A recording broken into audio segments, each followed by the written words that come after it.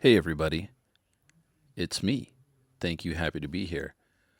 Once again, trying out new operating systems. What I've got today is Fedora. I believe that this is Fedora 44. Let's see. Yeah, Fedora Linux 44.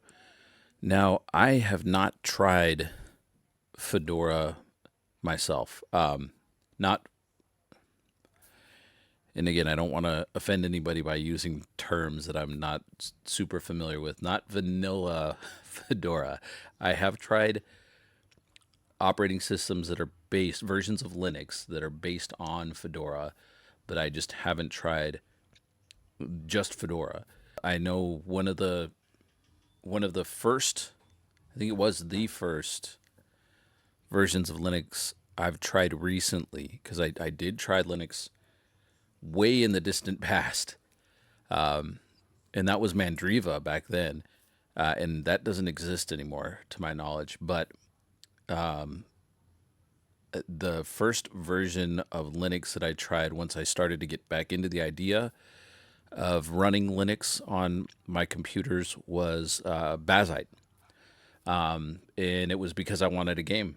That was pretty much it. I had this computer, this laptop computer, that for whatever reason, even though I think it was a new product when I bought it, which was in 2019.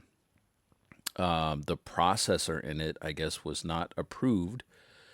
It was a Ryzen 5. I'm not sure which generation it was, but for whatever reason, it was not approved for Windows 11 by Microsoft. So I was in this position where I didn't feel like I'd had the laptop long enough for it to be considered obsolete.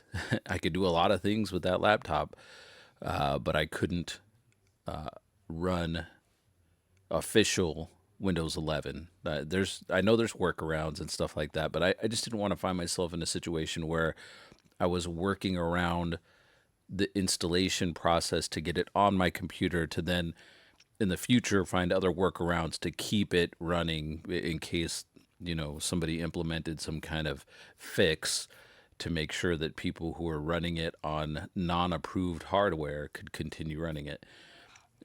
So I just thought, well, I'll just give up.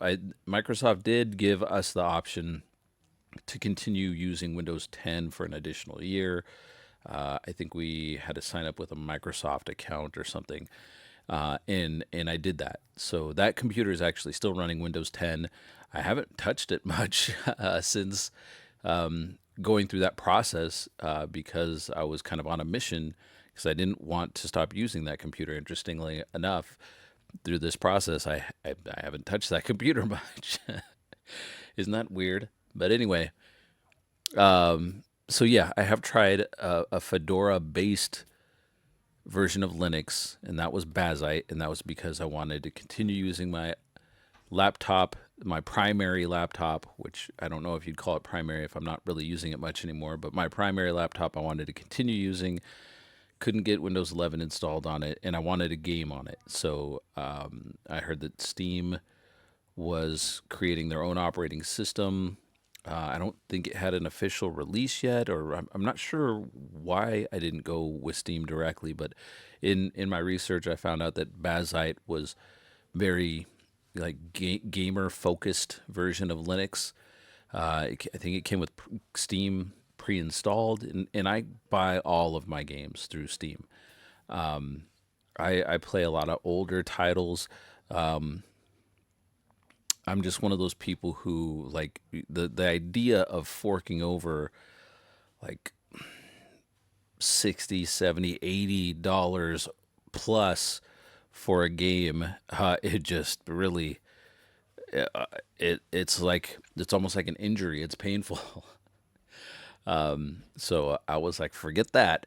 I'm not going down that route.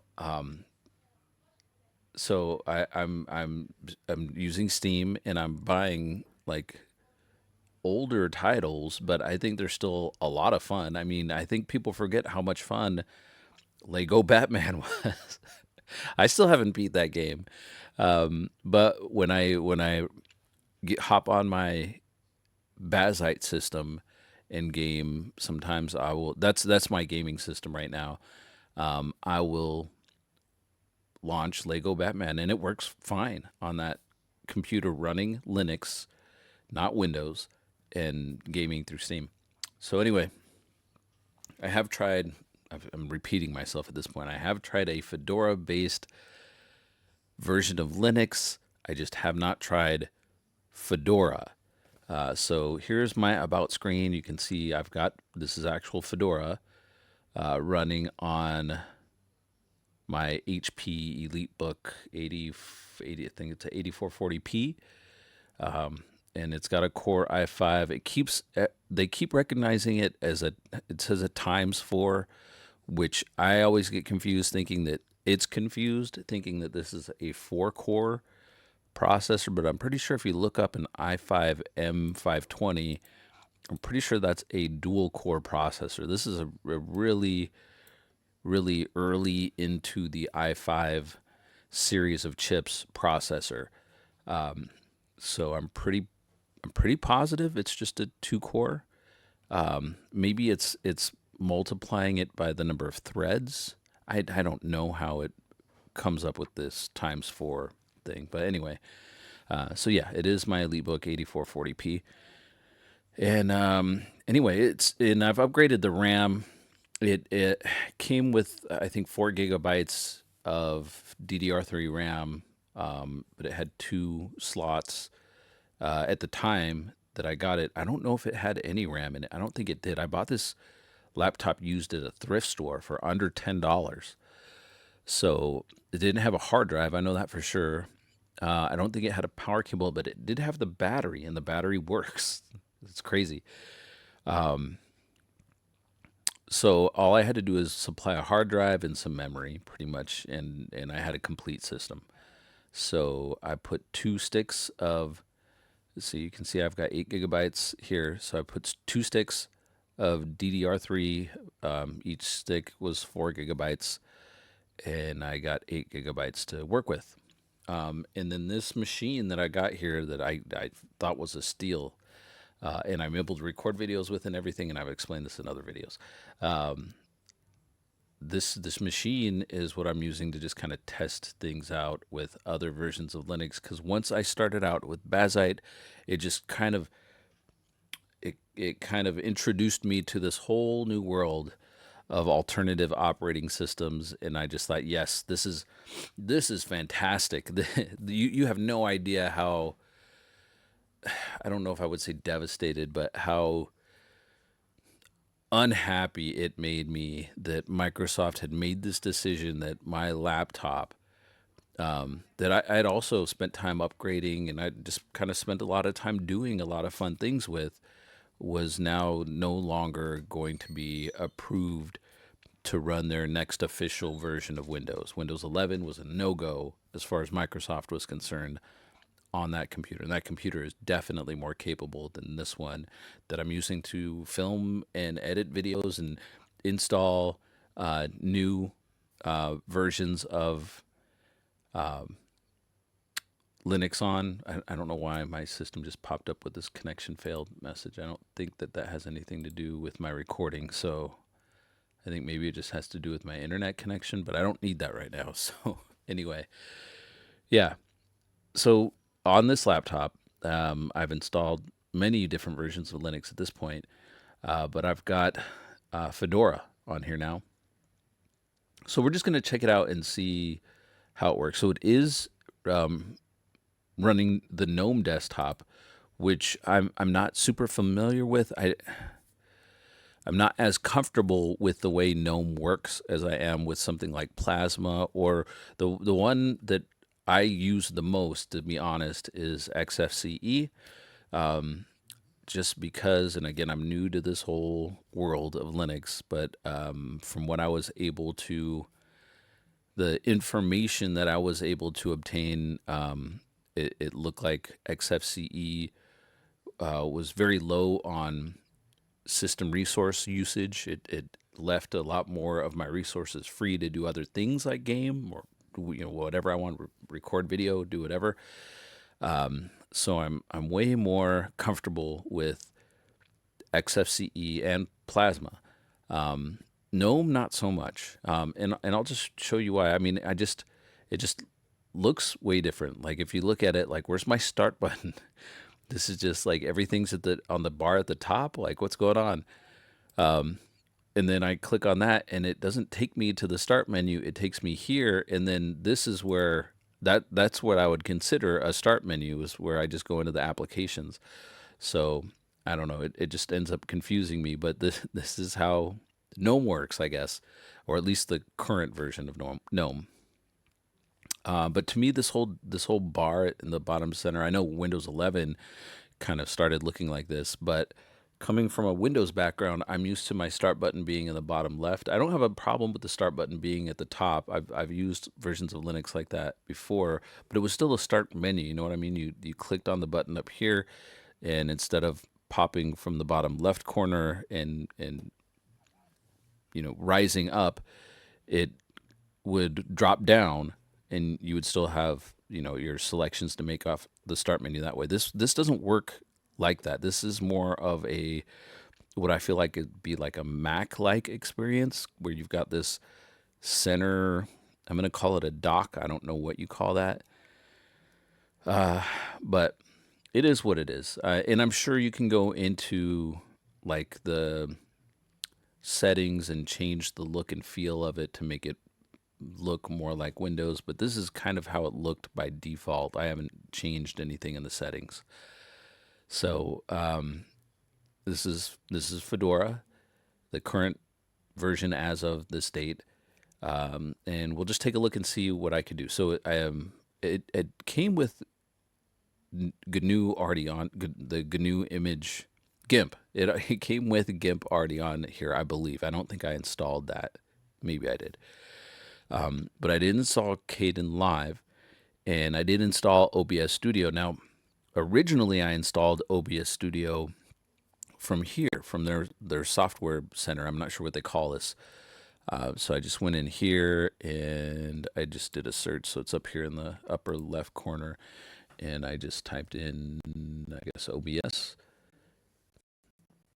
And my internet connection is kind of goofy right now, but there it is. So it says it's installed now. The thing is so I installed it from here, and it after I went through like all my settings and everything, went to hit record, and it told me, I can't remember what the error was, but I think it was like a codec error or something. Like it didn't have the right video codecs, or I don't know what it was, but I just kind of went back up here and went into Firefox, and then in Firefox I just kind of typed in, because I do use AI. It doesn't. I don't know what's going on with my internet connection, but I did type in, in Fedora 44 running OBS, I'm getting this error. And what it recommended to me was that I uninstall OBS that I get from here, and then go into Terminal and install OBS from Terminal. Well, it said that I should install the Flatpak version of OBS, but I didn't want to like just do a bunch of follow up questions within Google's AI, like how do I get a Flatpak download manager, or how do I manage it through this thing in Fedora. So in its little AI system, the way Google works, it gave me options. It said, well, this is one way to do it, and then I said, and then this next one is the recommended way to do it. And the recommended way to do it was to just go into Terminal and run the command to install it from install the Flatpak version from Terminal.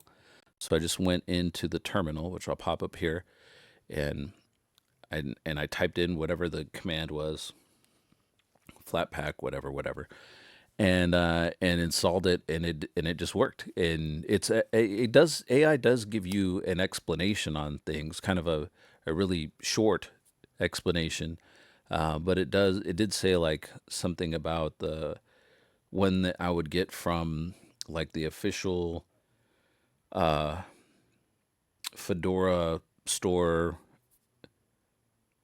It's like something that's been modified. I'm not sure which word you want to use, but it's like something that's kind of been played with or messed with, um, and it, maybe that it's been stripped of certain things. I don't remember the exact wording that it said, but it said that if you download the flat pack version, it's gonna just come with everything. Everything you need is just gonna be packaged in with it, and it wasn't wrong. So I was able to, let me go ahead and I'll just close the terminal there, close out of this like software center. So I was able, obviously, to get OBS installed, and it works. As far as I know, it says down here, stop recording. It shows here that I've been recording for longer than I thought I have been. It says I'm already at the 16-minute mark. So I'm probably going to cut this short at this point. But this has been my experience using Fedora. And again, if I'm messing up any phrasing or anything, just let me know. But oh, and I did get K-Patience installed. This I did install from the Fedora, their little download center that they have. Klondike is the only version of Solitaire that I play. But yeah, so I was able to get this installed, and I'm just gonna start throwing cards around the screen. Just we'll see if it says anything. Oh, I already messed it up. Cannot be won. But yeah, so I just started installing OBS from the terminal, launched it, and it looked like it was working.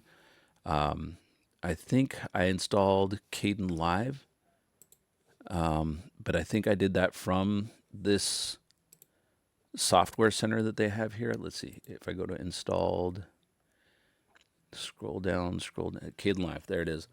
So I'm pretty sure I did install that from this software center. So I'm going to try to edit this video on this computer in Fedora using Kdenlive. So we'll see if it works. Hold on, my allergies are like kicking in, and so I got Kdenlive installed, and I did install it from their software center, whatever they call it in Fedora. So we'll see if I can use that. If not, I'll probably throw it into Google and see what they recommend. But if they recommend that I go through the same path that I went through to get OBS installed and working, then that I might have to go into Terminal and download the Flatpak version of Kdenlive. But we'll see. But this is just where I'm at currently with my distro hopping progression.